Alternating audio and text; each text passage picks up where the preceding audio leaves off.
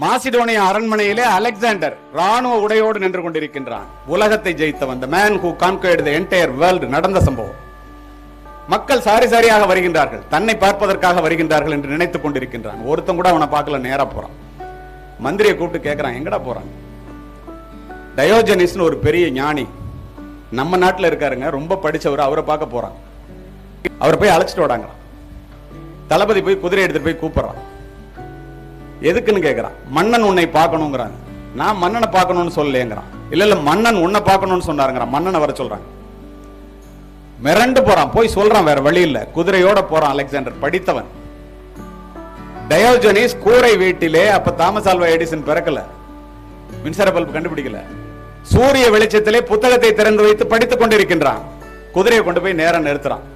புத்தகத்திலிருந்து கண்களை எடுக்காமல் டயோஜனிஸ் அலெக்சாண்டரை பார்த்து, சூரிய ஒளியிலே படித்துக் கொண்டிருக்கின்ற என்னுடைய புத்தகத்திலே சூரிய வெளிச்சம் படுவதை குதிரையின் நிழல் மூலமாக தடுக்கின்ற முட்டாளே, சற்று அகர்ந்து நில்லுங்கிறான். மிரண்டு போறான் அலெக்சாண்டர். நகர்த்தி நிறுத்துறான், கீழே இறங்குறான். இவனும் எந்திரிக்கிறான். உனக்கு என்ன வேணும்னு கேட்கிறான். ஒரே கேள்விதான்டா, நான் உலகத்தை ஜெயிச்சவன், என்ன பார்க்காம உன்னை பார்க்க ஏண்டா வர்றான்னு கேட்டான். இதற்காகவா இவ்வளவு தூரம் வந்தா என்று டயோஜனிசனுடைய பதில் என்ன தெரியுமா நண்பர்களே, மாணவர்களே, மாணவிகளே? நீ உன்னுடைய வாளின் கூர்மையினால் இந்த மண்ணை வென்றவன், நான் என்னுடைய நூலின் கூர்மையினால் என்னையே வென்றவனடா. மண்ணை வென்ற உன்னை விடுத்து தன்னை வென்ற என்னை பார்க்க வந்திருக்கிறார்கள். அப்படின்னா இந்த படிப்பு எவ்வளவு பெருசுன்னு பார்த்து. உலகத்தை ஜெயிச்சவன் படிச்சவனிடம் சல்யூட் அடிச்சுட்டு, மண்டையிட்டு சல்யூட் அடிச்சுட்டு போனான்.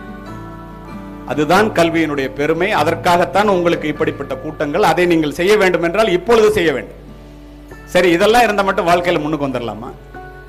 உங்களுக்கு பரீட்சையில எப்படி மார்க் அதிகமா வாங்குறது, என்ன கோர்ஸ் தேர்ந்தெடுத்துக்கிறது, ஜெயபிரகாசம் ஜெகனும் சொல்லுவாங்க. நான் உங்கள் முன் நிற்பது எதற்காக தெரியுமா?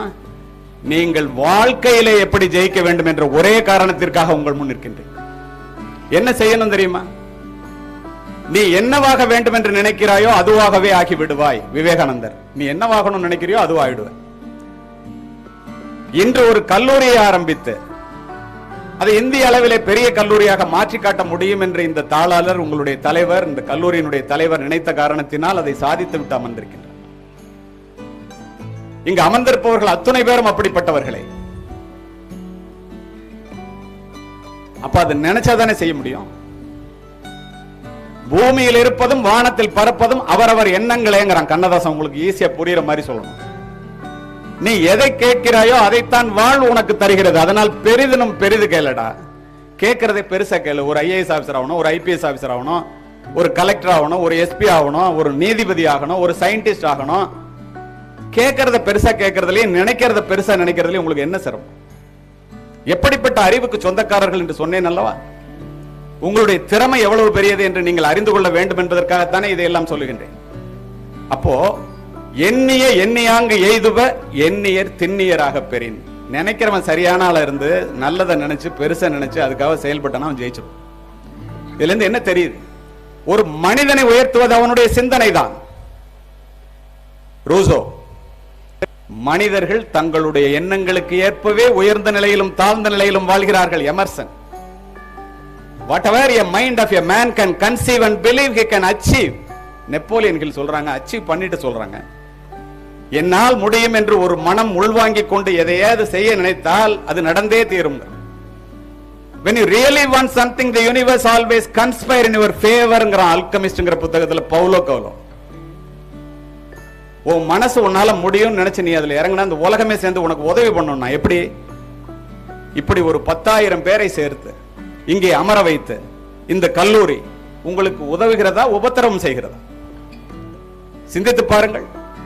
இது போன்றதொரு உரை, இங்கு உள்ள பெரியவர்கள் ஆற்றக்கூடிய ஒரு உரை, வாழ்க்கையில ஜெயித்து விட்டு பேசக்கூடியவர்களுடைய உரை உங்களுக்கு கேட்டால் இந்த கிராமப்புறத்தில் இருக்கிற மாணவர்களுக்கு இது போன்ற சிந்தனைகள் தூண்டப்படும் என்ற ஒரே காரணம் தானே.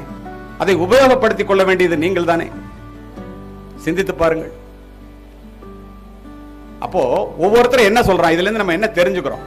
If you master your thoughts, you can master your mind.